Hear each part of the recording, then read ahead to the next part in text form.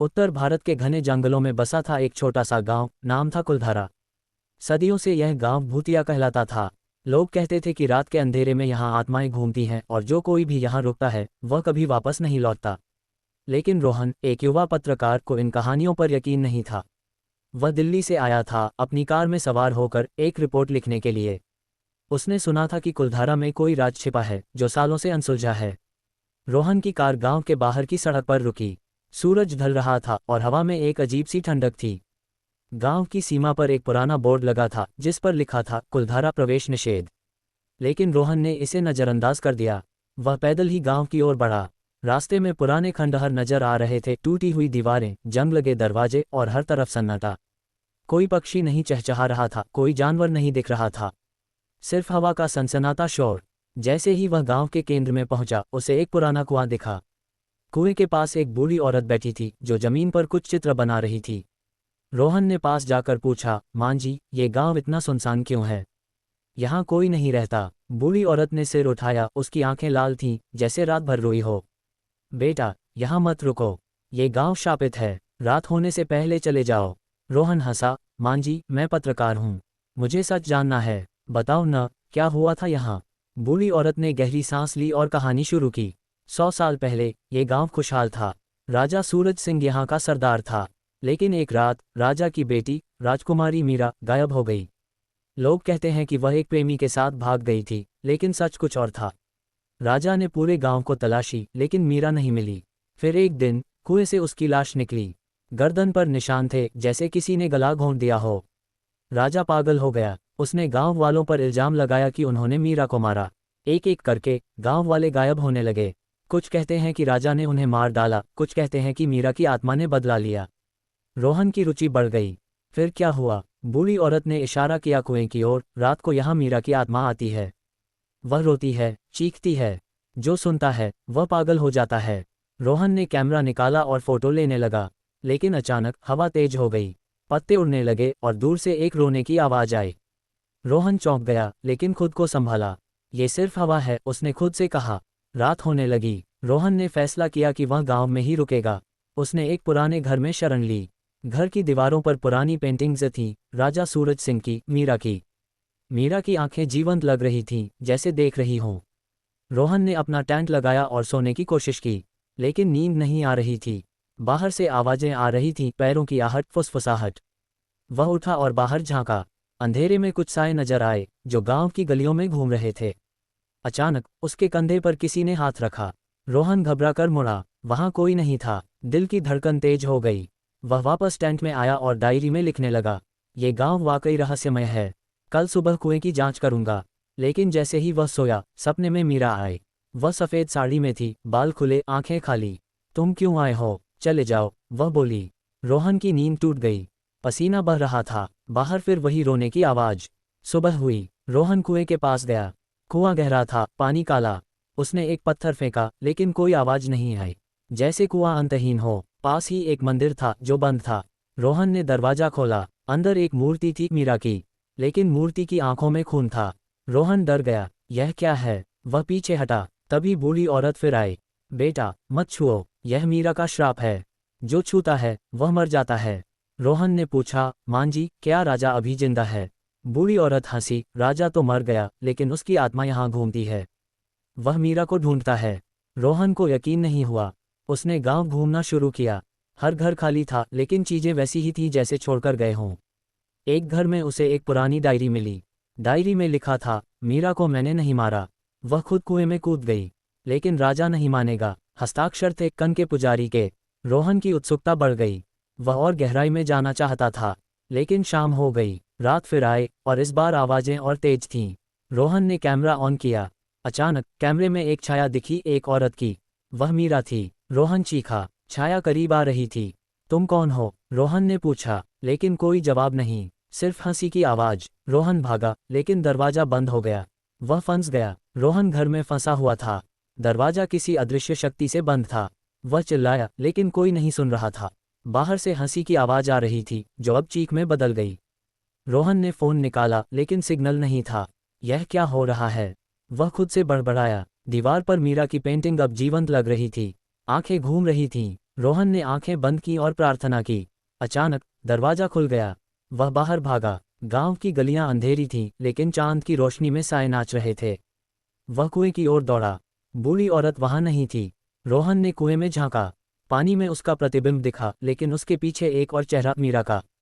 वह पीछे हटा। ये हुआ है, उसने कहा, लेकिन दिल नहीं मान रहा था। वह वापस अपनी कार की ओर भागा, लेकिन कार स्टार्ट नहीं हुई। बैटरी डेड थी। अब वह पूरी तरह फंस गया।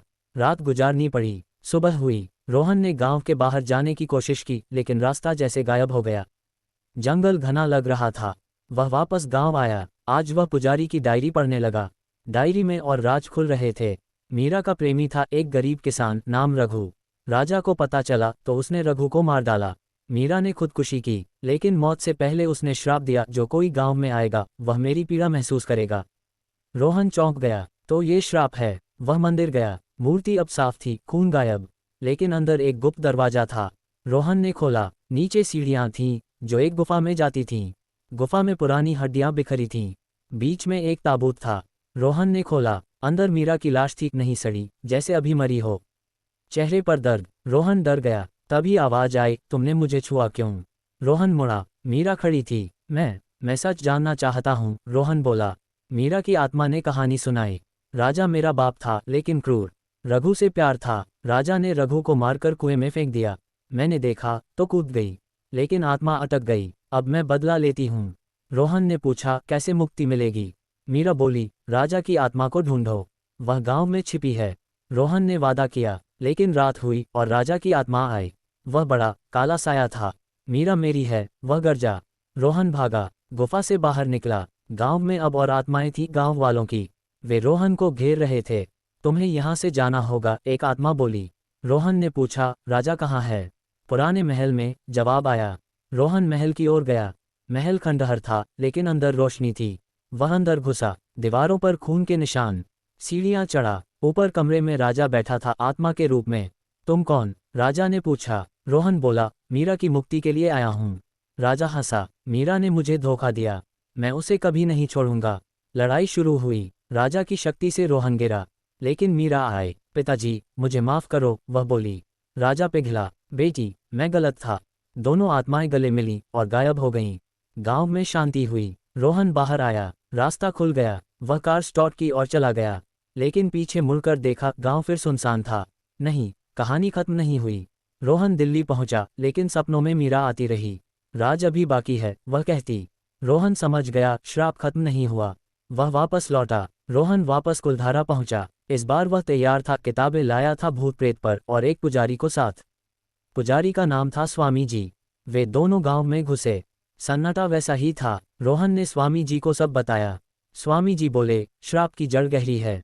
मीरा की मौत का राज और है। वे कुएं के पास गए। स्वामी जी ने मंत्र पढ़े। पानी उबलने लगा। अचानक पानी से रघु की आत्मा निकली।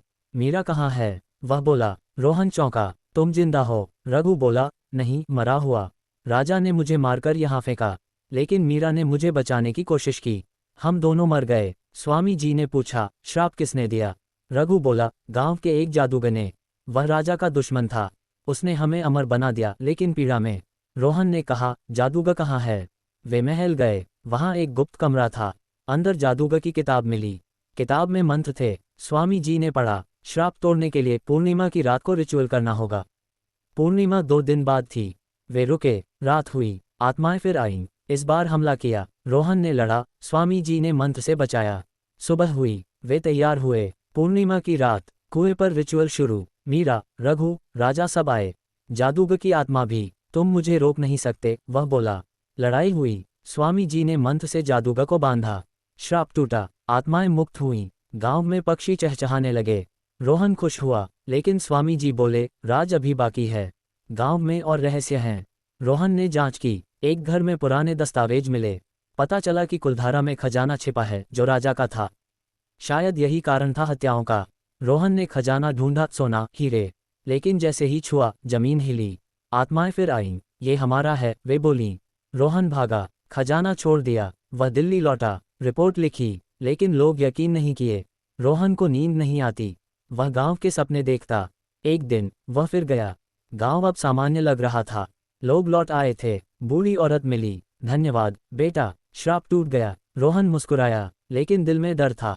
क्या वाकई खत्म हुआ? रोहन की रिपोर्ट छपी। कुलधारा अब पर्यटन स्थल बन गया। लोग आते, लेकिन रात नहीं रुकते। रोहन को शांति नहीं मिली। वह स्वामी जी से मिला। क्यों सपने आते हैं? स्वामी जी बोले, तुमने श्राप छुआ है, अब तुम हिस्सा हो। रोहन डर गया। वह गांव लौटा। वहां बदलाव था, नए घर, लोग, लेकिन रात को वही आवाजें। वह कुएं गया। पानी साफ था, लेकिन गहराई में कुछ चमका। वह कूदने वाला था, लेकिन बूढ़ी औरत ने रोका।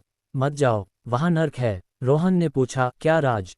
औरत बोली, जादूगर अभी जिंदा है। वह इंसान नहीं, राक्षस है। रोहन ने स्वामी जी को बुलाया। वे रिचुअल करने लगे। जादूगर आया, बड़ा डरावना। तुम मुझे नहीं मार सकते, वह बोला। लड़ाई हुई। रोहन ने किताब से मंत्र पढ़ा। जादूगर कमजोर हुआ। स्वामी जी ने तलवार से मारा। जादूगर गायब हो गया। श्राप सच में टूटा। गांव खुशहाल हुआ। रोहन लौटा। अब सपने नहीं आते। वह खुश है, लेकिन कभी कभी हवा में मीरा की खुशबू आती है। रोहन की जिंदगी सामान्य हो गई। लेकिन एक दिन पत्र मिला कुलधारा से, वापस आओ, राज बाकी है। रोहन गया। गांव बदल गया था। लोग खुश, लेकिन महल में कुछ गलत था। वह अंदर गया। जादूगर फिर आया। तुमने मुझे कमजोर किया, लेकिन नहीं मारा। अंतिम लड़ाई हुई। रोहन ने मीरा की मदद से जीता। राज खुला। जादूगर राजा का भाई था, जो सिंहासन चाहता था। सब खत्म हुआ। रोहन ने गांव छोड़ा, लेकिन यादें बाकी रहीं। कुलधारा अब भूतिया नहीं, लेकिन रहस्यमय जरूर।